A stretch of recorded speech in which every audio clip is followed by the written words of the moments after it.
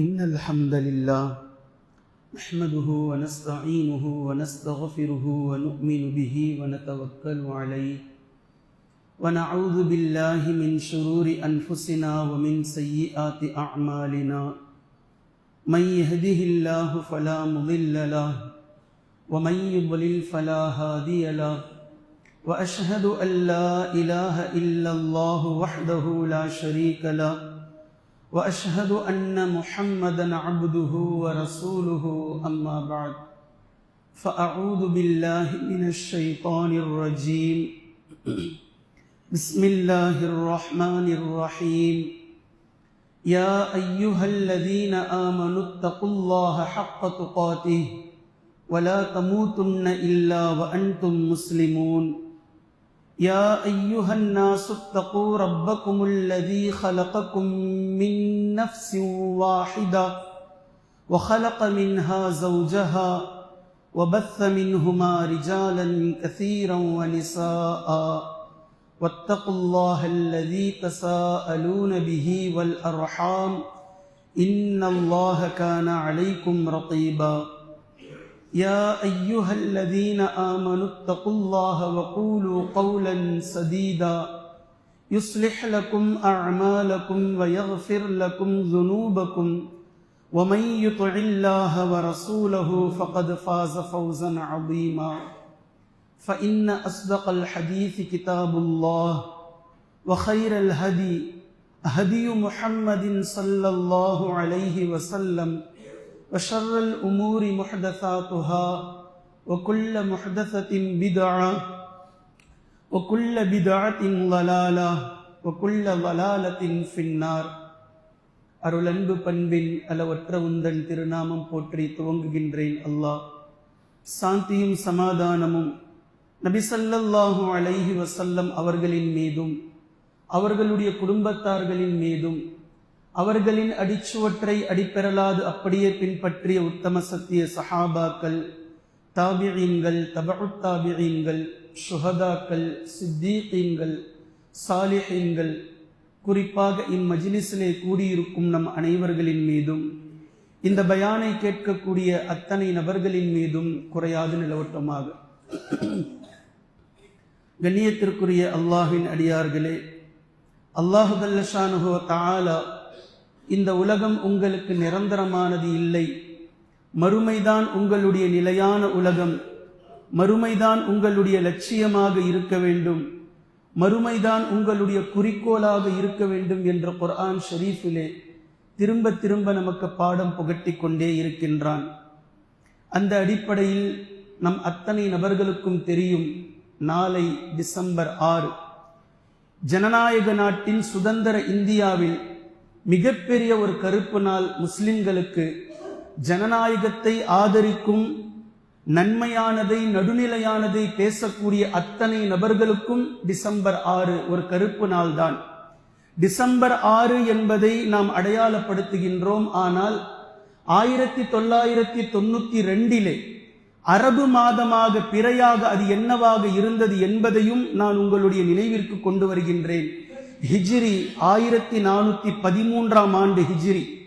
இப்போது அரபியில் நாம் சந்தித்துக் கொண்டிருக்கக்கூடிய ஜுமாது சானி அல்லது ஜமாதுல் உஹ்ரா என்று சொல்லக்கூடிய இதே மாதம்தான் அன்றைய தினம் இருந்தது. அதே போன்று அது ஒரு ஞாயிற்றுக்கிழமையாக இருந்தது. அந்த நேரத்தில் தான் ஒய்யாரமாக 450 ஆண்டு காலமாக நின்று கொண்டிருந்த அந்த பள்ளிவாசல், அந்த பள்ளிவாசல்களின் மீது கரை சேவகர்கள் ஏறி, காவிகள் ஏறி, கடப்பாறையாலும் மற்ற ஆயுதங்களாலும் ஒரு பள்ளிவாசலை இடித்து தகர்த்தினார்கள்.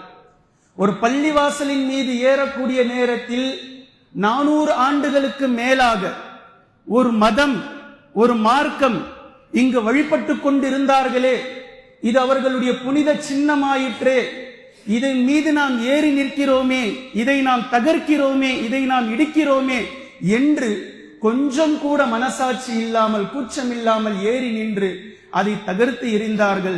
வெட்கம் கேவலம் என்னவென்றால், இன்று வரைக்கும் 33 ஆண்டுகள் தாண்டிவிட்டது, நாமும் அதை பற்றி பேசிக்கொண்டுதான் இருக்கிறோம், நாமும் அதை பற்றி சொல்லிக் கொண்டுதான் இருக்கிறோம். ஆனால் 33 ஆண்டுகளுக்கு பின்னால் பள்ளிவாசல் இருந்த இடத்தில் எந்த இடம் அல்லாஹு அக்பர் என்று முழங்கப்பட்டதோ, லா இலாஹ இல்லல்லா என்ற பேஸ்மெண்டில் இருந்ததோ, அந்த இடத்தில் அந்த முழக்கங்கள் தகர்த்தெறியப்பட்டிருக்கின்றது. அந்த இடத்தில் லா இலாஹ இல்லல்லா இல்லை, சூரத்துல் ஃபாத்திஹா இல்லை, ஃபஜ்ர், லுஹர், அஸர், மக்ரிப், இஷா இல்லை. பள்ளிவாசல்களாக இருந்த அந்த இடம் இன்று அல்லாஹ்வை நினைவு கூறும் இடமாக இல்லாமல் இணை வைப்புக்குரிய இடமாக மாறி இருக்கின்றது. 15 விழுக்காடு முஸ்லிம்கள் இருந்தும் அதை நாம் அப்படியே வேடிக்கை பார்த்து கொண்டிருக்கிறோம் என்பது வேதனையாக இந்த இடத்தில் பதிவு செய்கின்றேன். டிசம்பர் 6 மாத்திரம் கருப்பு நாள் அல்ல. 1400 ஆண்டுகளாக எத்தனை கருப்பு தினங்களை இந்த கயவர்கள், இந்த கர சேவகர்கள் நமக்கு தந்திருக்கிறார்கள் என்பது சுருக்கமாக வரலாற்று ரீதியாக நான் உங்களுக்கு முன்னால் எடுத்து வைக்கின்றேன். அல்லாஹ்வின் தூதர் ஸல்லல்லாஹு அலைஹி வஸல்லம் அவர்கள் 63 ஆண்டு கால வாழ்க்கைக்கு பின்னால், அதில் 23 ஆண்டு காலம் நபியாக இந்த உலகத்தில் வாழ்ந்ததற்கு பின்னால் நபி ஸல்லல்லாஹு அலைஹி வஸல்லம் அவர்கள் மறைந்தார்களே, அதுதான் முஸ்லிம்களுக்கு மிகப்பெரிய கருப்பு நாள். நபி ஸல்லல்லாஹு அலைஹி வஸல்லம் அவர்களுடைய வஃபாத் இன்றும் நாம் படித்தால், அதை யோசித்தால் கண்கள் குளமாவதனுடைய காரணம் என்ன? யதார்த்தமாக ஒரு முஃமினால் அதை ஏற்க முடியவில்லை. அல்லாஹ்வின் தூதர் ஸல்லல்லாஹு அலைஹி வஸல்லம் அவர்கள் நம்மை விட்டு பிரிந்து சென்று விட்டார்களே. அனஸ் பின் மாலிக் ரலியல்லாஹு அன்ஹு அவர்கள் அறிவிக்கக்கூடிய ஹதீஸ், நபி ஸல்லல்லாஹு அலைஹி வஸல்லம் அவர்கள் மக்காவிலிருந்து மதீனாவிற்கு வந்த அன்றைய தினத்தை விட சந்தோஷமான, ஒளிமயமான ஒரு பெருநாளை போன்று மதீனத்து மக்களும் முஸ்லிம்களும் கொண்டாடிய தினம் வேறு எதுவும் இல்லை. அதே போன்று 10 வருடங்களுக்கு பின்னால் நபி ஸல்லல்லாஹு அலைஹி வஸல்லம் அவர்கள் அதே மதீனாவில் வஃபாத்தான தினத்தில் மதீனாவை இருள் சூழ்ந்ததை போன்று ஒரு கருப்பு தினம் வேறு எதுவும் இல்லை. ஸ்தம்பித்து நின்றோம். நாங்கள் என்ன செய்வதென்று தெரியாமல் புரியாமல் நின்று கொண்டிருந்தோம். முஸ்லிம்களுக்கு கியாமத்து நாள் வரைக்கும் இருக்கக்கூடிய மிகப்பெரிய கருப்பு நாள் என்றால் அகிலங்களுக்கான ரஹ்மத்தாக அல்லாஹு தஆலா யாரை இந்த பூமியில் அனுப்பி வைத்தானோ அந்த முஹம்மதுர் ரசூலுல்லாஹி ஸல்லல்லாஹு அலைஹி வஸல்லம் அவர்களுடைய உடலை விட்டு உயிர் பிரிந்த அந்த தினம்தான் மிகப்பெரிய கருப்பு நாள். நபி ஸல்லல்லாஹு அலைஹி வஸல்லம் அவர்கள் வஃபாத்தாவதற்கு முன்னால் தாயிஃப் நகரத்திலே கயவர்கள், கொடியவர்கள் நபி ஸல்லல்லாஹு அலைஹி வஸல்லம் அவர்களை கடுமையான நிலைக்கு ஆளாக்கினார்களே, அதுவும் வரலாற்றில் மறக்க முடியாத மிகப்பெரிய ஒரு கருப்பு நாள். உஹது போரில் எதிரிகளுடைய கைக்கு எட்டும் தூரம் அளவிற்கு முஸ்லிம்கள் அந்த கொஞ்சம் நேரத்தில் பலவீனப்பட்டு காலித் பின் வலீத் ரலியல்லாஹு அன்ஹு அவர்களுடைய படை நபி ஸல்லல்லாஹு அலைஹி வஸல்லம் அவர்களை கொல்வதற்காக சூழ்ந்து நபி ஸல்லல்லாஹு அலைஹி வஸல்லம் அவர்கள் குதிரையில் இருந்து கீழே விழுந்து நபி அவர்களுடைய தலை மீது இருந்த இரும்பு கவசம் நபி அவர்களுடைய நெற்றியில் குத்தி அந்த இரும்பு கவசத்தினுடைய நுனிப்பகுதி உடைந்து அதை ஒரு சஹாபி எடுப்பதற்காக பல்லால் கடித்து இழுக்கக்கூடிய நேரத்தில் அவருடைய பல் உடைந்து இப்படிப்பட்ட துயரங்கள் அனுபவித்த இந்த தினம் இருக்கின்றதே, உஹது நாளில் நபி ஸல்லல்லாஹு அலைஹி வஸல்லம் அவர்களுக்கு ஏற்பட்ட மிக கடினமான நாள். அது முஸ்லிம்களுக்கு ஒரு கருப்பு நாள். நபி ஸல்லல்லாஹு அலைஹி வஸல்லம் அவர்களே கவலையாண்டு என்று எதை சொன்னார்களோ, நபி ஸல்லல்லாஹு அலைஹி வஸல்லம் அவர்களுக்கு வலது கரமாக இடது கரமாக இருந்த ஒரு பக்கம் அபூ தாலிப், மறுபக்கம் தன்னுடைய அன்பு துணைவியார் ஹதீஜா ரலியல்லாஹு அன்ஹா அவர்கள். இருவர்களும் 6 மாதங்களுக்கு இடைவெளியில் ஒருவர் பின் ஒருவராக இறந்த அந்த ஆண்டு வரலாற்றிலேயே நபி ஸல்லல்லாஹு அலைஹி வஸல்லம் அவர்களுக்கு ஒரு கருப்பு ஆண்டு. நபி ஸல்லல்லாஹு அலைஹி வஸல்லம் அவர்களுடைய வாழ்நாளில் நடந்த இந்த நிகழ்வுகளுக்கு பின்னால் ஹலீஃபாக்கள் இந்த மண்ணை ஆட்சி செய்தார்கள். மக்காவிலே இந்த தீனை கொண்டு வந்தார்கள். நபி ஸல்லல்லாஹு அலைஹி வஸல்லம் அவர்கள் எந்த தண்டவாளத்தை, எந்த சீரான பாதையை போட்டு காட்டினார்களோ அதன் மீது முதல் ஹலீஃபா அபூபக்கர் சித்தீக் ரலியல்லாஹு அன்ஹு அவர்கள் நபி அவர்களுக்கு பின்னால் 2 ஆண்டுகளில் வஃபாத்தானார்கள். குலஃபாஇர் ராஷிதீனில் மஹ்தியீன், நேர்வழி பெற்ற ஹலீஃபாக்களில் முதலாமவர் வஃபாத்தானார்கள். அதற்கு பின்னால் உமர் இப்னுல் ஹத்தாப் ரலியல்லாஹு அன்ஹு அவர்கள் ஃபஜ்ருடைய தொழுகையில் இருக்கக்கூடிய நேரத்தில் ஒரு யூதனால் கத்தியால் குத்தப்பட்டு 3 நாட்கள் கழித்து வஃபாத்தானார்கள். அதற்கு பின்னால் 3ஆம் ஹலீஃபா உஸ்மான் இப்னு அஃபான் ரலியல்லாஹு அன்ஹு அவர்கள் குர்ஆனை ஓதிக்கொண்டிருக்கும் போது ஒரு கிளர்ச்சியாளர்களால் வீட்டுக்குள் புகுந்து சரமாரியாக உஸ்மான் இப்னு அஃபான் ரலியல்லாஹு அன்ஹு அவர்களை வெட்டி அவர்களுடைய உடலை தூக்கி வீசிவிட்டு சென்றார்கள். 4ஆம் கலீஃபா அலி இப்னு அபீ தாலிப் ரலியல்லாஹு அன்ஹு அவர்கள் கூஃபாவிலே ஃபஜ்ர் தொழுகைக்காக வீட்டிலிருந்து பள்ளிக்கு செல்லும் போது கயவர்களால் கொத்தி கொல்லப்பட்டார்கள். பின்பு அஹ்லே பைத் நபி ஸல்லல்லாஹு அலைஹி வஸல்லம் அவர்களுடைய குடும்பத்தில் ஒவ்வொரு நபர்களாக கரை வைத்து ஒவ்வொரு நபர்களாக குறிவைக்கப்பட்டு நபி ஸல்லல்லாஹு அலைஹி வஸல்லம் அவர்களுடைய பேரப்பிள்ளை ஹசன் ரலியல்லாஹு அன்ஹு அவர்கள் கொல்லப்பட்டார்கள். பின்பு ஹுசைன் ரலியல்லாஹு அன்ஹு நாம் சொல்லவே வேண்டாம். ஏற்கனவே முஹர்ரமில் 10 நாம் இதை பற்றி நினைவூட்டி இருக்கின்றோம். நபி ஸல்லல்லாஹு அலைஹி வஸல்லம் அவர்களுடைய பேரப்பிள்ளைக்கு நடந்த மிகப்பெரிய துரோக வரலாறு. ஹுசைன் ரலியல்லாஹு அன்ஹு அவர்கள் கொல்லப்பட்டார்கள். இவையெல்லாம் இஸ்லாத்தில் மறக்க முடியாத வடுக்கள். இவை எல்லாவற்றையும் நீங்கள் குர்ஆன் ஹதீஸின் ரீதியாக நீங்கள் பார்த்திருக்கலாம். அதே போன்று அதற்கு பின்னால் கிபி 1099 மஸ்ஜிதுல் அக்ஸா கயவர்களால் கைப்பற்றப்பட்டது. உமர் இப்னுல் ஹத்தாப் ரலியல்லாஹு அன்ஹு அவர்கள் பள்ளிவாசலை மீட்டதற்கு பின்னால் கயவர்களால் மஸ்ஜிதுல் அக்ஸா அவர்களிடத்தில் கைப்பற்றப்பட்டது. மிகப்பெரிய முஸ்லிம்களுடைய வீழ்ச்சிக்குரிய நாள். அதே போன்று பக்தாத் உங்களுக்கு தெரியும். பக்தாத் வீழ்ந்தது கிபி 1258 ஹிஜ்ரி 656. கிட்டத்தட்ட 10 லட்சம் முஸ்லிம்கள் கொல்லப்பட்டார்கள். 10 லட்சம் முஸ்லிம்கள். இஸ்லாமிய பொற்கால ஆட்சி, அந்த அறிவு அழிந்த அந்த தினம், அந்த நகரம், அந்த நாடு ஒட்டுமொத்தமாக. அதே போன்று அண்டலஸ் இழப்பு என்பதை நீங்கள் வரலாற்றில் படித்திருந்தால் இதைத்தான் ஸ்பெயின் வரலாறு என்று நீங்கள் பார்க்கலாம். ஸ்பெயினில் இஸ்லாம் என்ன ஆனது, என்ன நடந்தது என்பதை வரலாற்று ரீதியாக எடுத்து நீங்கள் பாடம் படியுங்கள். நான் நினைவூட்டுகின்றேன் ஸ்பெயினுடைய வரலாறு. கிபி 1492 800 ஆண்டு காலம், கிட்டத்தட்ட 800 ஆண்டு கால முஸ்லிம்களுடைய நாகரிகம் குழி தோண்டி புதைக்கப்பட்டது. முஸ்லிம்களுடைய சரித்திரம் வீழ்ச்சி அடைந்த தினம் அந்த நாள். அதற்கு பின்னால் ஸ்பெயினில் பள்ளிவாசல்களாக இருந்த பள்ளிவாசல்கள் தேவாலயங்களாக மாற்றப்பட்டது, சர்ச்சுகளாக மாற்றப்பட்டது. வரலாறு. பள்ளிவாசல்களாக இருந்தவை சர்ச்சுகளாக மாற்றப்பட்டது. முஸ்லிம்கள் துரிதமாக வெளியேற்றப்பட்டார்கள் அங்கிருந்து. இது வரலாறு. கருப்பு நாள். அதே போன்று மக்காவில் ஹஜ்ருல் அஸ்வதை பெயர்த்து எடுத்துக்கொண்டு சென்றான் மன்னன். வரலாற்றிலே நீங்கள் படித்திருக்கலாம். காபாவில் ஹஜ்ருல் அஸ்வத் 22 வருஷம் இல்ல, 22 வருஷம் ஹஜ்ருல் அஸ்வத் இல்லாமல் தான் காபா இருந்தது. 22 ஆண்டுகளுக்கு பின்னால் மீண்டும் அதை கொடுத்தார்கள். கிபி 930 அந்த மன்னன் காபாவின் மீது தாக்குதல் நடத்தி இஸ்லாமிய மன்னர்களை கொன்று பலதரப்பட்ட விஷயங்கள் செய்து ஹஜ்ருல் அஸ்வதை பெயர்த்து எடுத்து சென்றான்.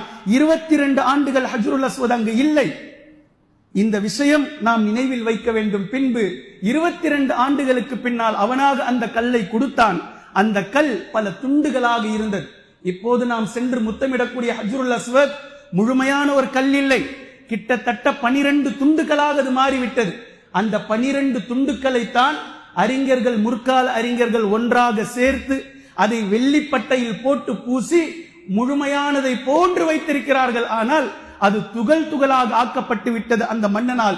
இது ஒரு மிகப்பெரிய கருப்பு நாள் என்பதை நீங்கள் நினைவில் வைக்க வேண்டும். இந்த கிளர்ச்சி படை கராமிதா என்று வரலாற்றிலே அழைக்கப்படுகின்றது. அதே போன்று கிபி 1979 இப்போ ஒரு 55 வருஷத்துக்கு முன்னாடி 1979 காபாவின் மீது தாக்குதல் நடத்தி இரத்த ஆறை ஓட்டினார்கள். ஃபத்ஹே மக்கா நடக்கும் போது கூட, மக்கா வெற்றி அடைந்த போது கூட அங்கு ரத்தம் சிந்தப்படவில்லை. அல்லாஹு தாலா ரத்தமின்றி காயமின்றி மக்கா வெற்றியை நபி ஸல்லல்லாஹு அலைஹி வஸல்லம் அவர்களுக்கு வழங்கினான். ஆனால் 1979 காபாவுக்குள் சில கயவர்கள் புகுந்து மக்களை சின்ன பின்னமாக சூறையாடினார்கள். பல ஹாஜிகள் கொல்லப்பட்டார்கள், உம்ராவிற்காக வந்தவர்கள் கொல்லப்பட்டார்கள். ரத்தத்தில் நனைந்தது மஸ்ஜிதுல் ஹரமைன் என்பதை நீங்கள் நினைவில் வைத்துக் கொள்ள வேண்டும். 1948 அகதிகளாக அலைந்து கொண்டிருந்த நாடோடிகளாக இருந்த யூதர்கள் பலஸ்தீனிலே கடைசியாக வந்தபோது அந்த நல்லுள்ளம் கொண்ட முஸ்லிம்கள், பலஸ்தீனியர்கள் அவர்களுக்கு அவர்களுக்கு கொடுத்த அந்த இடத்தில் 1948 இஸ்ரேல் என்பதை அவர்கள் உருவாக்கினார்கள். இஸ்லாமிய வரலாற்றில் மிகப்பெரிய ஒரு கருப்பு நாள் இந்த நாள். அதே போன்று போஸ்னியா படுகொலை நீங்கள் மறந்திருக்க மாட்டீர்கள். 1995 இன்றிலிருந்து சரியாக 30 வருடங்களுக்கு முன்னால் 1995 போஸ்னியா படுகொலை என்று நீங்கள் படித்து பாருங்கள். முஸ்லிம்கள் இத்தனை கருப்பு நாள்களை முஸ்லிம்கள் சந்தித்திருக்கிறோம். இதில் ஒரு மையமான மிகப்பெரிய கருப்பு நாள் தான் டிசம்பர் 6, 1992 என்பதை நாம் நினைவில் வைத்துக் கொள்ள வேண்டும். இப்போது நாம் எப்படி வாழ்ந்து கொண்டிருக்கிறோம் என்பதை உங்களுக்கு ஒரு உவமையாக நான் காட்டுகின்றேன். இஸ்லாத்தினுடைய எதிரி, முஸ்லிம்களுடைய விரோதி நம்மிடத்திலே வந்து நம்முடைய கைகளை வெட்டி, கால்களை வெட்டி, நம்முடைய வாய்களை ஊமையாக்கி, நாக்கை அறுத்து போட்டு, நம்முடைய காதுகளை செவிடாக்கி, நம்முடைய மற்ற உறுப்புகளை எல்லாம் துண்டாக்கி, உயிரை மட்டுமே உடலில் விட்டு சென்று நமக்கு முன்னால் அவன் சந்தோஷமாக வாழ்ந்து கொண்டிருக்கிறான் என்றால் நம்முடைய நிலை எப்படி இருக்குமோ இப்படித்தான் முஸ்லிம்களுடைய வாழ்க்கை.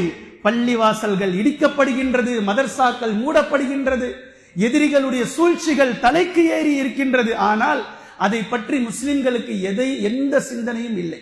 அதை பற்றி கவலைப்படுவதோ, அதற்காக நாம் என்ன செய்கின்றோம், நாம் என்ன செய்ய வேண்டும் என்பதை பற்றிய எந்த லட்சியங்களும் அதற்காக இல்லை. முஸ்லிம்கள் கடைசியாக ஒட்டுமொத்த மக்களும், நாட்டினுடைய மக்களும் ஆதரவு வைப்பதும் நம்பிக்கை கொள்வதும் நீதிமன்றங்களின் மீது. பாபர் மஸ்ஜிதுடைய வரலாற்றினுடைய இந்த நீதித்துறையில் 50 ஆண்டு காலமாக, 60 ஆண்டு காலமாக நிலுவையில் இருந்த ஒரு வழக்கை நீங்கள் காட்ட முடியாது. 60 வருடங்கள் நிலுவை. அது பாபர் மஸ்ஜிதுடைய இந்த வழக்கு மாத்திரம்தான். இது போன்ற ஒரு வழக்கு 50 வருடங்களாக நிலுவையில் இருந்தது எந்த வழக்கும் இல்லை. இப்படி ஒரு நிலை. கடைசியாக எப்படியாவது நீதிபதி சரியானதை சொல்லுவார், தீர்ப்பை வழங்குவார், உண்மையை பேசுவார், நீதம் எல்லோருக்கும் சமமானது என்று ஏங்கிக் கொண்டிருந்த முஸ்லிம்களுக்கு அவர் கொடுத்த தீர்ப்பு, நீ இப்படி ஒரு தீர்ப்பை உலகத்தில் எங்கும் நீங்கள் காண முடியாது. உலகத்தினுடைய எந்த நீதிமன்றங்களிலும் நீங்கள் காண முடியாது. அப்படி ஒரு தீர்ப்பை நம்முடைய இந்திய நாட்டில், ஜனநாயக நாட்டில் நீங்கள் கண்டு கொள்ளலாம். அமர்வுகள் கொடுத்த தீர்ப்பு பள்ளிவாசல் கோயிலை இடித்துதான் கட்டப்பட்டது என்பதற்கு வரலாற்று சான்றுகள் எதுவும் இல்லை என்றாலும் நம்பிக்கையின் அடிப்படையில் பள்ளிவாசலுடைய இடம் இந்துக்களுக்குத்தான் சொந்தம், இங்கு ராமர் கோவில் கட்டப்பட வேண்டும் என்று தீர்ப்பு வழங்கிய தீர்ப்பை எங்காவது நீங்கள் பார்த்திருப்பீர்களா? ஒரு தீர்ப்பு கொடுத்தால் அந்த தீர்ப்புக்கு கீழாக நீதிபதி கையெழுத்திடுவார், இந்த தீர்ப்பை இவர்தான் கொடுத்தார் என்று. உலகத்தில் இப்படி ஒரு தீர்ப்பு இருக்கிறது. பாபர் மஸ்ஜிதுடைய இந்த தீர்ப்பை யார் சொன்னார்கள் என்றே மறைத்து விட்டார்கள். நீதிபதி கொண்ட ஒரு குழு, அவ்வளவுதான். யார் அந்த தீர்ப்பை வழங்கியது, எந்த குழு, அந்த 5 நபர்களுடைய பேர் என்ன, அந்த 3 பேர் என்ன, தீர்ப்புல பேர் இல்ல. நீதிபதிகள், எந்த நீதிபதிகள் தீர்ப்பு வழங்கினார்கள் என்று நீதிபதிகளை மறைத்த ஒரு தீர்ப்பு உலகத்தில் வேறு எந்த தீர்ப்பிலும் நீங்கள் காண முடியாது. 1925 முஸ்லிம்களை அழித்து ஒழிக்க வேண்டும், இந்த இந்திய நாட்டை இந்து நாடாக மாற்ற வேண்டும், அகண்ட பாரதமாக ஆற்ற வேண்டும் என்று சரியாக 100 வருடங்களுக்கு முன்னால் அவர்கள் கொண்டு வந்த அந்த அஜெண்டா இப்போது 2025 அங்கிருந்து துவங்கினார்கள். காஷ்மீரில் இருந்து அவர்கள் துவங்கி அப்படியே அயோத்தி வழியாக ஒவ்வொரு மாநிலமாக வந்து வந்து வந்து எந்த மாநிலத்தில் இந்துக்களும் முஸ்லிம்களும் ஒற்றுமையோடு வாழ்ந்து கொண்டிருக்கிறோம் என்று பேசப்பட்டதோ அந்த மாநிலத்தினுடைய மதுரையினுடைய மலை மீது ஏறி இப்போது நிற்கிறது இந்த விஷயம். 100 வருடங்கள் 1925 துவங்கி சரியாக 100வது வருடம் 2025 காஷ்மீர் முதல் கன்னியாகுமரி என்பதை நீங்கள் கேள்விப்பட்டிருக்கலாம். அது எந்த டிராவல், எந்த ரயில் பயணங்கள் சரியாக பயணம் செய்ததோ இல்லையோ, RSS பயணம் செய்திருக்கிறது. அங்கிருந்து துவங்கி சரியாக இன்று தமிழ்நாட்டினுடைய மதுரையினுடைய மலை மீது வந்து நிற்கிறது. எப்படி தீர்ப்பு வருது தெரியுமா? எப்படி தீர்ப்பு வருது தெரியுமா? 100 ஆண்டுகளாக இல்லாத ஒரு வழக்கத்தை செய்ய வேண்டும் என்று அவர்கள் கேஸ் போடுறாங்க. சில பேர் வழக்காடுகின்றார்கள். அந்த வழக்கை ஏற்ற நீதிபதி அதை ஏற்றலாம், நடைமுறைப்படுத்தலாம் என்று தீர்ப்பு வழங்குகிறார். ஏற்கனவே இருக்கக்கூடிய ஒரு இடத்தில் தீபங்கள் ஏற்றப்படுகின்றது, அது யதார்த்தமானது. ஆனால் தர்காவுக்கு பக்கத்தில் இருக்கக்கூடிய தர்காவினுடைய எல்லை கோடு, அந்த எல்லை கோட்டிலே இருக்கக்கூடிய அந்த தூணில் தீபம் 100 ஆண்டுகளாக அப்படி ஒரு வழக்கம் இல்லை. ஆனால் அதில் தீபம் ஏற்றியே ஆக வேண்டும் என்று சில கயவர்கள் பேசுகிறார்கள். அதை ஏற்றுக்கொண்ட நீதிபதி தீபம் ஏற்றலாம் என்று வழக்கு கொடுக்கிறார். 2வது நாள் தீபத்தை வழக்கமாக 6 மணிக்கு ஏத்துவாங்க. நீதிபதியினுடைய அந்த ஆச்சரியத்தை பாருங்க. நீதிபதி எவ்வளவு சுறுசுறுப்பா இருக்கிறார் பாருங்க. 5 மணிக்கெல்லாம் பெஞ்சில வந்து உட்கார்ந்துகிட்டு ஏன் இன்னும் ஏத்தல, ஏன் இன்னும் ஏத்தல, நான் தான் நேத்தே தீர்ப்பு சொல்லிட்டேன், ஏன் இன்னும் ஏத்தலன்னு உட்கார்ந்துட்டு இருக்கிறார். பக்கத்துல இருக்கிறவர் சொல்றாரு, மங்குனி நீதிபதியே 6 மணிக்கு தாங்க ஏத்துற டைம், 5 மணிக்கெல்லாம் அவசரப்படுறார். 6 ஆச்சு, 6:05 ஆச்சு, ஏத்தல. 6:05 ஏத்தாதவுடன் 6:33 அடுத்த சட்டத்தை பாஸ் பண்றார். ஈவினிங் கண்டம் கோர்ட் நேற்றைய தினம் ஏற்ற சொல்லியும் ஏற்றாதவர்களின் மீது கோர்ட் அவமதிப்பு வழக்கு என்று 6:33 ஒரு நீதி ஒரு விஷயத்தை பாஸ் பண்றார். இப்படி எங்கெங்க இருந்தீங்க நீங்க இவ்வளவு நாளா? எத்தனை வழக்குகள் நீதிமன்றங்களில் நிலுவையில் இருக்கிறது, அதுவெல்லாம் இந்த நீதிபதிகளுக்கு தெரியல. இவ்வளவு ஒரு சூப்பரான நீதிபதி 1/2 மணி நேரத்தில் ஒரு கேஸை இப்படி மாற்றி நீதிபதிகள் நீதி அளிக்க முடியும். ஆனால் எத்தனை வழக்குகள் நீதிமன்றங்களில் நிலுவையில் இருக்கின்றது, எத்தனை அநீதங்கள், பிறருக்கு அநீதம் இழைக்கப்பட்டு விட்டது என்று நீதிமன்றங்களில் வருடக்கணக்குகளாக காத்துக் கொண்டிருக்கிறார்கள். அங்கெல்லாம் செல்லாத நீதிபதிகள் 1/2 மணி நேரத்தில் ஒரு விஷயத்தை மாற்றி அமைத்து சட்டங்களை, நீதித்துறை இப்படியெல்லாம் விளையாட முடியுமானால் எப்படி இருக்கின்றது என்று பாருங்கள். முஸ்லிம்களாகிய நாம் இப்போது நன்கு பதிய வைத்துக் கொள்ளுங்கள். வரலாற்றை மக்களுக்கு புரிய வைத்துக் கொண்டே இருக்க வேண்டும், நினைவுபடுத்திக் கொண்டே இருக்க வேண்டும். நாளை 50 வருடங்கள் கழித்து யாரேனும் ராமர் கோவிலுக்கு நின்று சென்றாலும் ராமர் என்ற அவர்களுடைய கடவுளுக்கு மேலாக பாபருடைய நினைவு அவர்களுக்கு வர வேண்டும். பாபர் என்ற மனிதர் ராமர் என்ற கடவுளுக்கு இடம் கொடுத்தார். இதான் கடவுள் கொடுக்கணும் மற்றவர்களுக்கு. ஆனால் இந்தியாவில் இப்படி ஒரு வரலாறு இருக்கின்றது. பாபர் என்ற மனிதர் ராமர் என்ற கடவுளுக்கு இடம் கொடுத்திருக்கிறார் என்று வரலாறு நிச்சயமாக பேசும். இது முஸ்லிம்களுக்கு ஒன்றும் இல்லை. எவர்கள் இது போன்ற நம்பிக்கையில் இருக்கிறார்களோ அவர்களுக்கு இது இழுக்கான செய்தி என்பதை இந்த இடத்தில் நான் பதிவு செய்து கொள்கின்றேன். கண்ணியத்திற்குரிய அல்லாஹ்வின் அடியார்களே, இப்படிப்பட்ட இக்கட்டான நிலையை நாம் சந்திப்பதற்கான நிலைகள் என்ன? ஏன் இப்படி சந்திக்கின்றோம்? பள்ளிவாசல்களாக இல்லை, மஸ்ஜிதுகளாக இல்லை, மஸ்ஜிதுக்குள் வரக்கூடிய முசல்லிகள் தொழுகையாளிகளாக இல்லை. பள்ளிவாசலுக்குள் உள்ளே புகுந்தால் ஒரு சந்தோஷம் ஏற்பட வேண்டும், அல்லாஹ்விடத்தில் ஒரு பயம் ஏற்பட வேண்டும். நாம் அல்லாஹ்வினுடைய ரஹ்மத்துக்குள் நுழைகின்றோம், அல்லாஹோடு தன்னை இணைப்பதற்காக ஒரு மிகப்பெரிய ஒரு பொக்கிஷத்தில் இணைகின்றோம் என்ற ஒரு பந்தம் அவருடைய உள்ளத்தை தட்டி எழுப்ப வேண்டும். பள்ளிவாசல்கள் கதைக்கும் இடங்களாக மாறிவிட்டது. பள்ளிவாசல்கள் தொழுகை மாத்திரமே நடத்தக்கூடிய, சடங்கு செய்யக்கூடிய இடமாக மாறிவிட்டது. பள்ளிவாசலுக்குள் வந்து ஒருவரை ஒருவர் நலன் விசாரிக்கும் இடமாக மாறி இருக்கின்றது. பள்ளிவாசலுக்குள் வந்து உங்க வீட்டுல என்ன சால்லாம், எங்க வீட்டுல என்ன சால்லாம், இந்த சட்டை எப்போ வாங்குனீங்க, இந்த ஜிப்பா எப்போ வாங்குனீங்க, இதுதான் பள்ளிவாசல். இன்றைய பள்ளிவாசலுடைய நிலை. பள்ளிவாசல் என்பது நபி ஸல்லல்லாஹு அலைஹி வஸல்லம் அவர்களுடைய காலகட்டத்தில் ஒரு பார்லிமெண்டாக இருந்தது. நபி ஸல்லல்லாஹு அலைஹி வஸல்லம் அவர்களுடைய காலகட்டத்தில் மஸ்ஜிதுன் நபவி நீதிமன்றமாக செயல்பட்டது. நபி ஸல்லல்லாஹு அலைஹி வஸல்லம் அவர்களுடைய காலகட்டத்தில் மஸ்ஜிதுன் நபவி யுனிவர்சிட்டி, பல்கலைக்கழகமாக செயல்பட்டது. நபி ஸல்லல்லாஹு அலைஹி வஸல்லம் அவர்களுடைய காலகட்டத்தில் பள்ளிவாசலுக்கு வெளிப்புறம் ராணுவ தளவாடமாக செயல்பட்டது. பள்ளிவாசலை, மஸ்ஜிதுன் நபவியை நீங்கள் 3ஆக பார்க்கலாம். ஒன்று மெஹராப், இந்த இடம் மெஹராப். ஏற்கனவே நான் அர்த்தம் சொல்லி இருக்கிறேன். மெஹராப் என்பதற்கான பொருள் போர்க்களம். இங்கிருந்து அதுவரைக்கும் மஸ்ஜித், சுஜூது செய்யும் இடம். பேர் எப்படி வச்சிருக்கிறான் பாருங்க, அரபியில எவ்வளவு அழகான பெயர்களை அல்லாஹு தஆலா நமக்கு கற்றுத் தந்திருக்கிறான். இது போர்க்களம், இது மஸ்ஜித். வெளிப்புறத்தில் ராணுவ தளவாடமாக நபி ஸல்லல்லாஹு அலைஹி வஸல்லம் அவர்கள் கட்டமைத்தார்கள். வரக்கூடிய விருந்தாளிகளுக்கு தங்குமிடமாக மாற்றினார்கள். நீதி கேட்டு வருபவர்களுக்கு நீதிகளை அள்ளி கொடுக்கும் இடமாக பள்ளிவாசலை நபி ஸல்லல்லாஹு அலைஹி வஸல்லம் அவர்கள் தயார் செய்து வைத்தார்கள். போர்க்களம், மஸ்ஜித். அவருடைய உள்ளத்திலிருந்து பயிற்சியை உடல் வரைக்கும் கொடுக்க வேண்டும் என்பது பள்ளிவாசல். என்னன்றதை நான் பின்னாடி சொல்றேன். பள்ளிவாசல் எவ்வளவு பெரிய ஒரு பெருமிதம் தெரியுமா? ஆதம் அலைஹிஸ்ஸலாம் அவர்களை அல்லாஹு தஆலா உலகத்திற்கு அனுப்பியதும் ஆதம் அலைஹிஸ்ஸலாம் அவர்களுக்கு பிறந்த கட்டளை காபாவை கட்டும்படி. முதல் ஆலயம் கட்டப்படுகின்றது. ஏன் கட்டணும்? ஏன் கட்டியாக வேண்டும்? அல்லாஹுக்கும் அடியார்களுக்கும் இணைக்கக்கூடிய ஒரு மிகப்பெரிய பாலமாக பள்ளிவாசல்கள் செயல்படுகின்றது. இதிலிருந்து நமக்கு அல்லாஹு தஆலா ஒரு விஷயத்தை புரிய வைக்கின்றான். இந்த பூமி யாருடையதும் அல்ல. இந்த பூமி அல்லாஹுக்கு சொந்தமானது. வானம் அல்லாஹுக்கு சொந்தமானது. சந்திரன், சூரியன், கோள்கள், கடல்கள் அனைத்தும் அல்லாஹுக்கு சொந்தமானது. இந்த பூமி அல்லாஹ் ஒருவனுக்கே உரித்தானது என்பதை நினைவூட்டும் விதமாகத்தான் ஊருக்குள் ஒவ்வொரு இடங்களிலும் அல்லாஹ்வை மாத்திரம் வணங்குவதற்காக ஒரு பகுதியை நீங்கள் தனியாக்குங்கள்.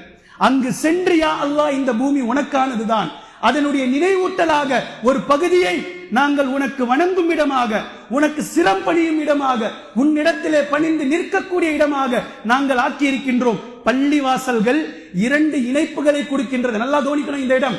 பள்ளிவாசல், மஸ்ஜித். யாருடைய நடவடிக்கை, யாருடைய உள்ளத்தில் இந்த இரண்டு இணைப்புகளும் இல்லையோ அவர் பள்ளிவாசலுக்கு வருவதும் ஒன்றுதான், பள்ளிக்கு வராமல் இருப்பதும் ஒன்றுதான்.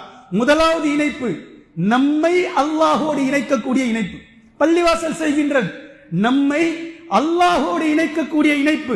இந்த மிகப்பெரிய இந்த இணைப்பிற்காகத்தான் படைப்பினங்களாக இருக்கக்கூடிய நம்மை படைத்தவனோடு முடிச்சு போட்டு இணைக்கக்கூடிய ஒரு மிகப்பெரிய ஒரு பந்தத்தை அல்லாஹு தஆலா இந்த பூமியில், இந்த இடத்தில் ஏற்படுத்துகின்றான். இதற்கென்று ஒரு மாண்பு இருக்கின்றது, இதற்கென்று ஒரு அழகு இருக்கின்றது, இதற்கென்று ஒரு ரஹ்மத் இருக்கின்றது. நபி ஸல்லல்லாஹு அலைஹி வஸல்லம் அவர்கள் அவைகள் எல்லாம் நமக்கு கற்றுத் தந்திருக்கின்றார்கள். இரண்டாவது இணைப்பு மனிதர்களை மனிதர்களோடு இணைக்கின்றது. ஒரு மனிதரை சக மனிதனாக நீங்கள் பாருங்கள். நீங்கள் உயர்ந்தவராய் இருக்கலாம், அடுத்தவரை நீங்கள் தாழ்வாக நீங்கள் எண்ண வேண்டாம். அவரும் நீங்களும் சமமானவர்கள் தான். இறைவனுக்கு முன்னால் நீங்கள் அத்தனை நபர்களும் ஒரே அடிமைகள் தான் என்ற பக்குவத்தை இந்த பள்ளிவாசல் எடுத்து கொடுத்து இணைக்க சொல்கின்றது. நீங்கள் லுஹருக்கு வந்தீர்கள், ஒரு சகோதரர் வரல, உங்களுடைய உள்ளத்தில் தேடல் வரணும். ஃபஜ்ரில் அவரை நாம் பார்த்தோமே, லுஹரில் ஏன் காணல? போகணும், வீட்டுக்கு போகணும். ஏன் லுஹர்ல உங்களை காணல? வேறு பள்ளியில் அல்ஹம்துலில்லாஹ் தொழுது இருந்தால் அது வேறு. ஆனால் இங்கு தொழுகைக்கு ஏன் வரவில்லை என்று ஒவ்வொரு முசல்லிகளுக்கும் இன்னொரு முசல்லியின் மீது, ஒவ்வொரு தொழுகையாளிகளுக்கும் இன்னொரு தொழுகையாளியின் மீது யதார்த்தமான ஒரு நினைப்பும் ஒரு கவலையும் வர வேண்டும். அந்த தொழுகையாளிகளுக்குள்ளாக இருக்கக்கூடிய சந்தோஷங்கள் வெளிப்பட்டால் அதை நாம் வாழ்த்தி அவருடைய பரக்கத்திற்காக துஆ செய்ய வேண்டும். ஒருவேளை அவருடைய கவலை ஏற்பட்டால் அந்த கவலையில் நாம் பங்கு கொள்ள வேண்டும். நம்மால் என்ன முடிகின்றதோ அதை செய்ய வேண்டும். குறைந்தபட்சம் அவருக்கான துஆவை செய்ய வேண்டும். ஒரு இணைப்பு அடியார்களை அல்லாஹ்வின் பக்கம் இணைக்கின்றது, மற்றொரு இணைப்பு அடியார்களை அடியார்களோடு இணைத்து வைக்கின்றது. இது பள்ளிவாசல். இந்த பள்ளிவாசல்களை இன்று நாம் பார்த்தால் பள்ளிக்கு போனாலே பிரச்சனைப்பா, அதனால தான் நான் வீட்டில் தொழுதுட்டேன். பள்ளிக்கு சென்றாலே பிரச்சனை. எல்லா பள்ளிவாசல்களையும் நான் சொல்கின்றேன், ஒட்டுமொத்த பள்ளிகளையும் நான் சொல்கின்றேன். ஒவ்வொரு நபர்களுக்கும் ஒவ்வொரு பிரச்சனை, ஒவ்வொரு நபர்களுக்கும் ஒவ்வொரு பிரச்சனை பள்ளிவாசல்களில். பள்ளிவாசல் என்பது வெளியில் இருக்கக்கூடிய பிரச்சனைகளை முடித்து வைக்கும் இடமாக அமைப்பதற்கான இடம் பள்ளிவாசல். ஆனால் பள்ளிக்குள் பிரச்சனை, பள்ளிக்குள் ப்ராப்ளம், பள்ளியினால இதுக்காக இது போறதே இல்லை இந்த பள்ளிக்கு என்று சொல்லக்கூடிய இந்த நிலை. யாருடைய வீட்டை அவமதிக்கிறீர்கள்? யாருடைய வீட்டை நீங்கள் புறக்கணிக்கிறீர்கள்? அல்லாஹ்வுடைய வீடு. இதில் யாரும் ஓனர் இல்லை, யாரும் அடிமைகள். அத்தனை நபர்களும் யாரும் அடிமைகள். ஒட்டுமொத்த நபர்களும் இந்த இடம் அல்லாஹுக்கு சொந்தமானது. இதை யாரும் உரிமை கொண்டாட முடியாது, யாரும் சொந்தம் கொண்டாட முடியாது. உங்களுக்கு தேவைப்பட்டால் நீங்கள் பள்ளியுடைய வேலை செய்யலாம், ஊழியர்களாக பள்ளிவாசலுக்கு அல்லாஹுக்கு ஹித்மத் செய்யலாம். அல்லாஹ்வினுடைய பள்ளிவாசலில் பள்ளிவாசலுக்கு உதவி செய்யுங்கள், உபகாரணம் செய்யுங்கள். ஆனால் அதிகாரம் செய்வதற்கு யாருக்கும் ரைட்ஸ் இல்லை. இது அல்லாஹ்வினுடைய சொத்து, இது அல்லாஹ்வினுடைய அதிகாரத்தில் கட்டுப்பட்டது என்ற நிலை முதலில் பள்ளிவாசலுக்குள் எப்போது தோன்றுமோ, இது அல்லாஹோடு நம்மை இணைக்கும் பாலம், அடியார்களோடு நம்மை இணைக்கக்கூடிய பாலம் என்ற நிலை பள்ளிவாசலுக்குள் எப்போது வருமோ அப்போதுதான் நமக்கான புத்தி தெளிவாக வரும். இப்படி தெளிவானதற்கு பின்னால் முஸ்லிம்களுக்கு இன்று நான் 4 விஷயங்களை வைக்கின்றேன். இழக்கப்பட்ட பள்ளிவாசல்களை நிச்சயமாக மீட்டெடுத்தாக வேண்டும், அதில் மாற்று கருத்தில்லை. எத்தனை பள்ளிவாசல்களை இதுவரை நாம் இழந்திருக்கின்றோமோ, எத்தனை பள்ளிவாசல்கள் நம்முடைய கரத்தை விட்டு சென்று இருக்கின்றதோ ஒட்டுமொத்த பள்ளிவாசல்களையும் மீண்டும் அதே பள்ளியில் அல்லாஹ் அக்பர் என்ற பாங்கோசையோடு நாம் ஒலிர்க்க செய்ய வேண்டும். இது நம்முடைய கடமை. கண்டிப்பாக அல்லாஹ் கேட்பான், தனித்தனியாக விசாரிப்பான், ஜமாத்தாக விசாரிப்பான். நம்முடைய கடமையில் கட்டுப்பட்டது இனி இருக்கக்கூடிய பள்ளிகளையாவது இன்ஷா அல்லாஹ் நாம் பாதுகாக்க வேண்டும். மதுரையினுடைய மலையின் மீது வந்து நிற்கக்கூடிய இந்த கும்பல் எவ்வளவு நேரமாகும் பரங்கிப்பேட்டையில் இருக்கக்கூடிய பள்ளிவாசல்களின் மீது குறிவைத்து 3000 பள்ளிவாசல்கள் அவர்களுடைய அஜெண்டாவில் இருக்கின்றது. எந்தெந்த பள்ளிகளுக்கு இன்னும் செல்வார்கள், எந்தெந்த இடங்களை கலவர பூமியாக மாற்றுவார்கள் யாருக்கும் தெரியாது. அவ்வளவு புள்ளி விவரமாக வைத்துக் கொண்டு காயை நகர்த்துகின்றார்கள். என்ன செய்ய வேண்டும் முஸ்லிம்கள்? நம்பர் 1, முதலாவது விஷயம், அல்லாஹ்வை தவிர யாரையும் நம்பாதீர்கள். முதல் விஷயம், எப்போதும் நான் சொல்லக்கூடிய விஷயம், அல்லாஹ் ஒருவன் தான் நமக்கு பாதுகாப்பு அளிப்பவன். அல்லாஹ் ஒருவன் தான் நமக்கான ப்ரொடெக்ட் கொடுப்பவன். அவன் மீது நம்பிக்கை வைத்து முழுவதுமாக இஸ்லாமிய ஒழுக்கவியலில் எத்தனை குறைபாடுகள் நம் இடத்தில் இருக்கின்றதோ அந்த குறைகளை அகற்றி தௌபா செய்து இஸ்திக்ஃபார் செய்து முழுக்க நபி ஸல்லல்லாஹு அலைஹி வஸல்லம் அவர்கள் எப்படி ஒரு வாழ்க்கை நெறியை இஸ்லாமிய அடிப்படையில் வாழ வேண்டும் என்று நமக்கு கற்றுக் கொடுத்தார்களோ அந்த பாதையில் முதலில் நீங்கள் செல்லுங்கள். நம்பர் 1, ஒட்டுமொத்தமாக நீங்கள் உங்களை சுய பரிசோதனை செய்து கொள்ளுங்கள். குர்ஆன் கண்ணுக்கு முன்னால் இருக்கின்றது. இதில் இருப்பதை போன்று நான் நடக்கிறேனா? ஹதீஸ்கள் கண்ணுக்கு முன்னால் இருக்கின்றது. நபி அவர்கள் சொன்னதை போன்று என்னுடைய வாழ்க்கை இருக்கின்றதா? பிறரை பார்க்க வேண்டாம். நாம யார்? குர்ஆன் ஹதீஸ் வெளிச்சத்தில் நாம் யார்? நாம யாரா இருக்கிறோம்? அவர் அப்படி பண்ணார், இவர் இப்படி பண்ணார், அவர் அது தூக்கி ஓரமா வைங்க. நாம் யார்? ஒவ்வொருவர் நபர்களும் அவரவர்களுடைய வாழ்வியலை குர்ஆன் ஹதீஸோடு உரசி பார்த்து நம்மை நாம் முதலில் சீர்திருத்த வேண்டிய கட்டாயம் இருக்கின்றது. ஈமானை சரி செய்வது, தக்வாவை சரி செய்வது, தவக்குலை சரி செய்வது, நம்முடைய தௌஹீதை சரி செய்வது, இந்த விஷயத்தை நாம் முதலில் சரி செய்வது. இது நம்பர் 1. நம்பர் 2, ஊருக்கே சேர்ந்து ஒரு ஜமாத்தாக இதை செய்தாலும் சரி, அல்லது ஒவ்வொரு பள்ளிவாசல்களுடைய நிர்வாகம் இதை செய்தாலும் சரி, எப்படி இருந்தாலும் சரி, 2 மக்களை குறிவைத்து இலக்கு வைத்து நாம் பள்ளிக்குள் கொண்டு வர வேண்டும். இந்த இரு சாரார்களாக பிரித்து அவர்களை பள்ளிவாசலின் பக்கம் கொண்டு வர வேண்டும். 1 மக்கள், இதில் வயது வித்தியாசம் இல்லை, பொதுவான மக்கள். 2வது இளைஞர்கள்.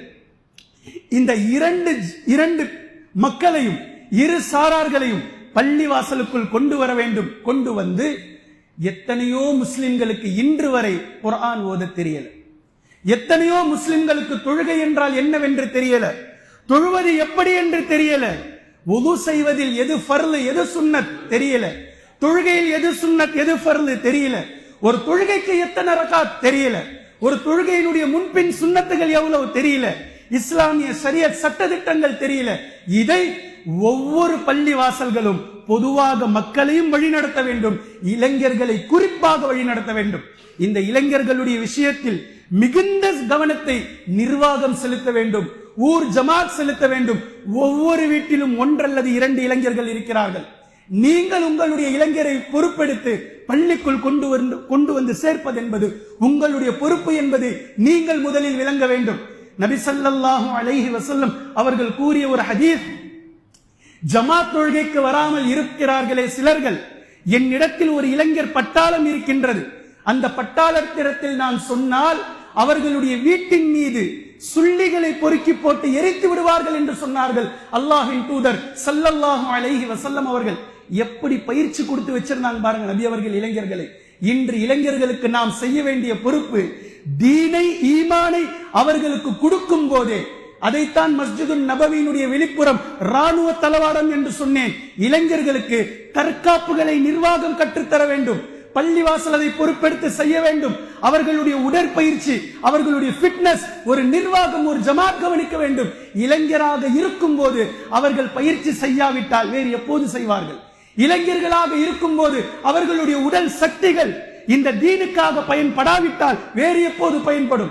நபி ஸல்லல்லாஹு அலைஹி வஸல்லம் அவர்கள் இந்த விஷயத்தில் மிக கச்சிதமாக, மிக தெளிவாக செயல்பட்டார்கள். முழுக்க இளைஞர்களுடைய ஒரு படையை, ஒரு பட்டாளத்தை நபி ஸல்லல்லாஹு அலைஹி வஸல்லம் அவர்கள் தயார் செய்து வைத்திருந்தார்கள்.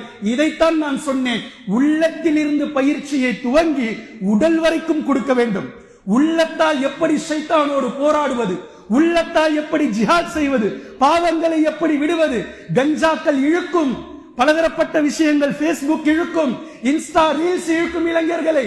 இதையெல்லாம் எப்படி மனதோடு போராடி குர்ஆன் ஹதீஸின் பக்கம் உள்ளத்தை ஈடுபடுத்துவது, தொழுகையின் பக்கம் உள்ளங்களை எப்படி ஈடுபடுத்துவது என்று உள்ளத்தில் இருந்து பயிற்சியை துவங்கி உடற்பயிற்சி வரைக்கும் இந்த தீனில் பள்ளியினுடைய நிர்வாகம், ஊருடைய ஜமாத் இளைஞர்களுக்கு அதை கொடுப்பது, கட்டுக்கோப்பாக வைப்பது, குர்ஆன் ஹதீஸுக்கு கட்டுப்பட்டவர்களாக அவர்களை வைப்பது.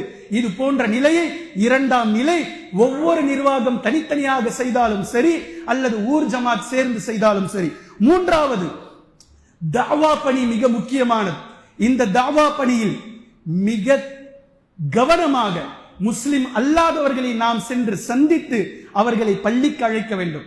ஒரு தேநீர் விருந்தோ அல்லது ஒரு உணவு விருந்தோ 3 மாதத்திற்கு ஒரு முறை, சக்தி இருந்தால் 2 மாதத்திற்கு ஒரு முறை அத்தனை நபர்களையும் முஸ்லிம் அல்லாத சொந்தங்களை அழைத்து, ஆண்கள் பெண்கள் என்ற பாகுபாடு இல்லாமல் ஒட்டுமொத்த நபர்களையும் அழைத்து இந்த தீனை, இந்த இஸ்லாத்தை அவர்களுக்கு எடுத்து வைக்க வேண்டிய பொறுப்பு நம்மிடத்தில் இருக்கின்றது.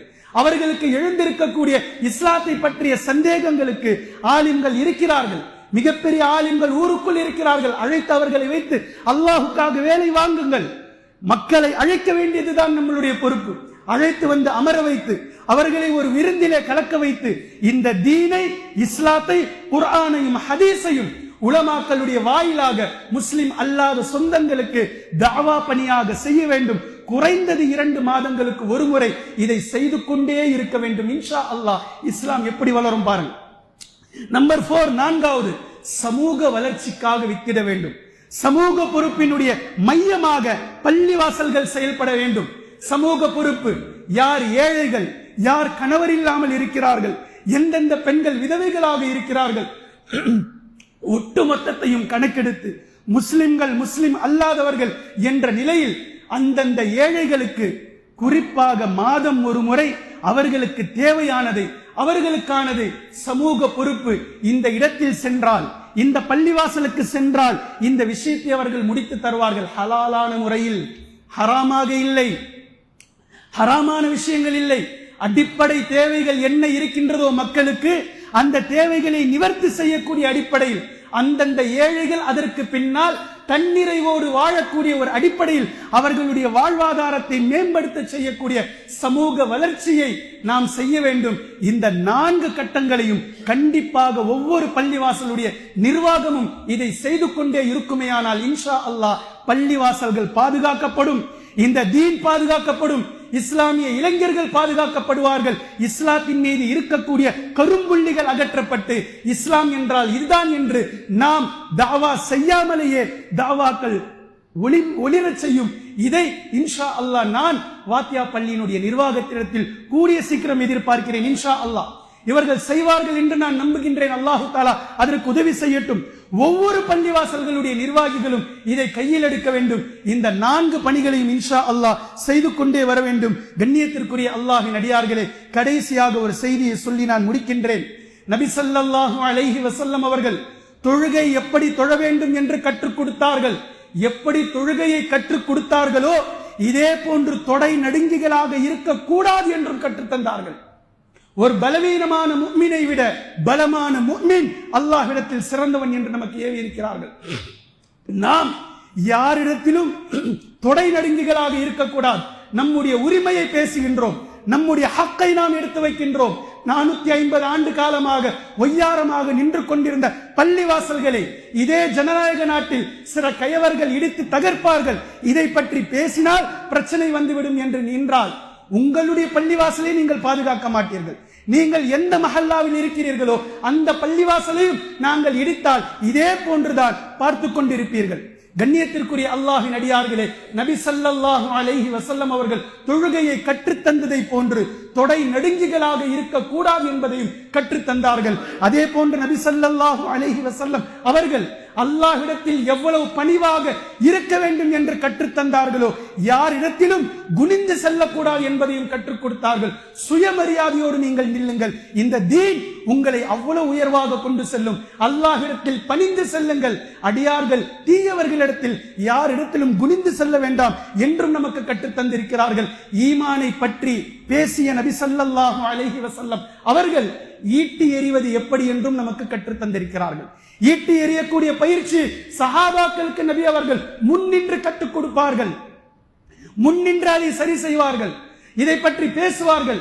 மல்யுத்தங்களை நடத்தி போருக்கு யார் தகுதியானவர் என்பது நபி ஸல்லல்லாஹு அலைஹி வஸல்லம் அவர்கள் தேர்வு செய்வார்கள். கண்ணியத்திற்குரிய அல்லாஹ்வின் அடியார்களே, வான்மறையை கற்றுக் கொடுத்த நபி ஸல்லல்லாஹு அலைஹி வஸல்லம் அவர்கள் ராணுவ தளவாடங்களில் வாள் எப்படி பிடிக்க வேண்டும், வாள் எப்படி வேந்த வேண்டும், வாள் வீச்சு எப்படி என்பதையும் அல்லாஹ்வின் தூதர் ஸல்லல்லாஹு அலைஹி வஸல்லம் அவர்கள் கற்றுத் தந்திருக்கிறார்கள். தக்வாவை பற்றி பேசிய நபி அவர்கள், தவக்குலை பற்றி பேசியிருக்கும் நபி அவர்கள், எதிர் முனையில் இருப்பவர்களை, எதிரிகளை எப்படி தாக்க வேண்டும் என்று தாக்குதலையும் நபி ஸல்லல்லாஹு அலைஹி வஸல்லம் அவர்கள் கற்றுத் தந்திருக்கிறார்கள். எனவே கண்ணியத்திற்குரிய அல்லாஹ்வின் அடியார்களே, நாம் கண்ணியத்தோடு வாழ வேண்டும் என்பதில் எந்த சந்தேகமும் இல்லை. இந்த பள்ளிவாசல் என்பது நமக்கான பெருமை, நமக்கான சின்னம், நமக்கான பெருமிதம். அல்லாஹ் இதை வைத்து நமக்கு நாளை மறுமையில் மிகப்பெரிய நன்மைகளை வழங்க இருக்கின்றார். இதற்காக யார் இந்த பள்ளிவாசலை, ஒரு பள்ளிவாசலை கட்டினாரோ, நாளை மறுமையில் அல்லாஹு தஆலா அவருக்கான ஒரு வீட்டை எழுப்புவான்.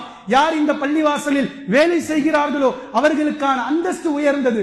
யார் பள்ளிவாசலில் முஅத்தின்களாக பாங்கு சொல்கிறார்களோ, நாளை மறுமை நாளில் அவர்களுடைய கழுத்து நீளமாக இருக்கும் என்று பள்ளிவாசல்கள் நாளை மறுமையில் நமக்கு மிகப்பெரிய நன்மைகளை பெற்றுத்தரக்கூடிய ஒரு மிகப்பெரிய பொக்கிஷமாக அல்லாஹு தஆலா கொடுத்திருக்கின்றார்.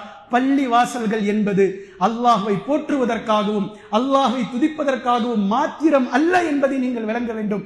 பள்ளிவாசல் என்பது நான் சொன்ன இந்த 4 அடிப்படைகளில் அமையப்பட வேண்டும். அதில் அல்லாஹ்வை வணங்குதலும் உண்டு, அல்லாஹ்வை போற்றுதலும் உண்டு, வணக்க வழிபாடுகளும் பள்ளிவாசலில் இருக்கின்றது. ஒரு மிகப்பெரிய சமூக சமய அரணாக பள்ளிவாசல் திகழ வேண்டும். இப்படி இன்ஷா அல்லாஹ் நாம் இருந்தால் அல்லாஹ் நமக்கு உதவி செய்வான். எதை நாம் இழந்து விட்டோமோ, யா அல்லாஹ் எங்களை நீ குற்றம் பிடித்து விடாது. நாங்கள் பலவீனர்களாக இருக்கிறோம், எங்களால் ஒன்றும் செய்ய முடியாத நிலையில் இருக்கின்றோம் என்றாலும் எதிர்த்து குரலை கொடுக்கக்கூடிய நிலையில் தான் இன்ஷா அல்லாஹ் நாங்கள் இருக்கிறோம். நாளை எங்களை குற்றம் பிடித்து விடாது. எதை நாங்கள் இழந்தோமோ அதை மீண்டும் மறுமைக்கு முன்னால் நாங்கள் மீட்டெடுக்கக்கூடிய ஆற்றலை எங்களுக்கு வழங்குவாயாக. இந்த பள்ளிவாசல்கள் உன்னிடத்தில் எங்களுக்கு நன்மைகளை பெற்றுத்தரக்கூடிய பள்ளிவாசல்களாக எங்களுடைய விஷயத்தை நீ ஆக்கி வைப்பாயாக. நன்மையான காரியங்களில் எங்களை ஈடுபடுத்துவாயாக. அல்லாஹ்விடத்தில் பள்ளிவாசல்களை வைத்து துஆ கேளுங்கள். அல்லாஹ் மிகவும் மன்னிப்பவனாக இருக்கின்றான், அல்லாஹ் மேலானவனாக இருக்கின்றான். வ ஆகிரு தஅவானா அனில் ஹம்துலில்லாஹி ரப்பில் ஆலமீன்.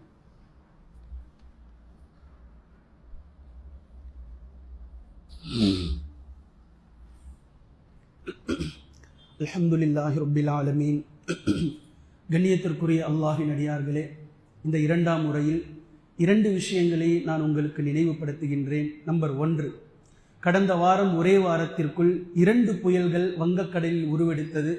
ஒரு புயல்தான் இலங்கையையும் இந்தியாவினுடைய தென்பகுதி இந்த மாநிலங்களையும் தாக்குதலுக்கு உட்படுத்தியது. இதில் இலங்கை மிகவும் சேதம் அடைந்திருக்கிறது என்பதை செய்திகளிலே நீங்கள் பார்த்திருப்பீர்கள்.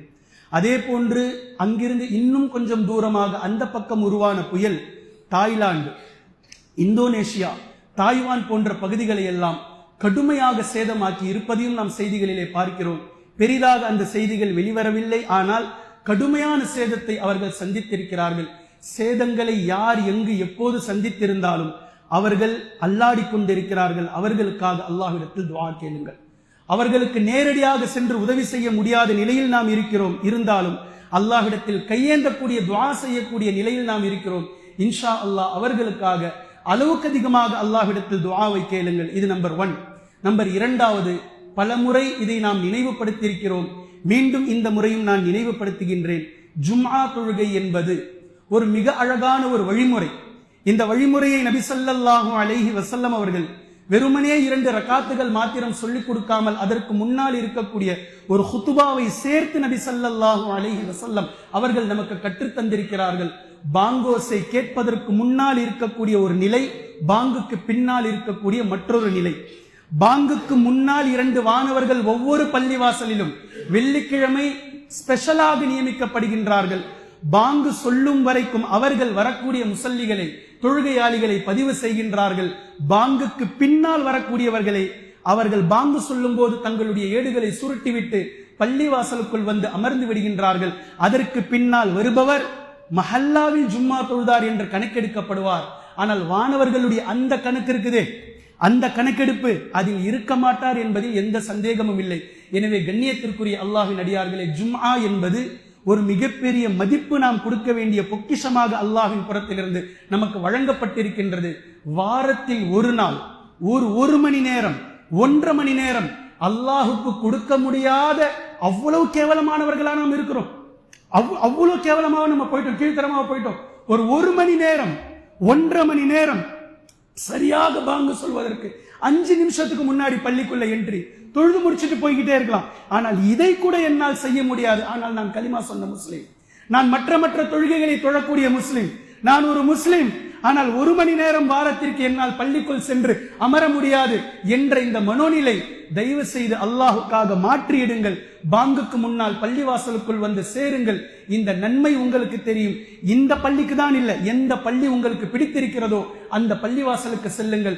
யாருடைய பயான் உங்களுக்கு பிடித்திருக்கிறதோ அந்த பயானை நீங்கள் கேளுங்கள். ஆனால் ஏதோ ஒரு பள்ளியில் நீங்கள் சென்று பாங்குக்கு முன்னால் இன்ஷா அல்லாஹ் அமர்ந்து கொள்ளுங்கள். அல்லாஹ் அதில் மிகப்பெரிய நன்மையை வைத்திருக்கின்றான். அல்லாஹு தஆலா நம்முடைய தொழுகைகளை பூரணமாக அங்கீகரிப்பானாக.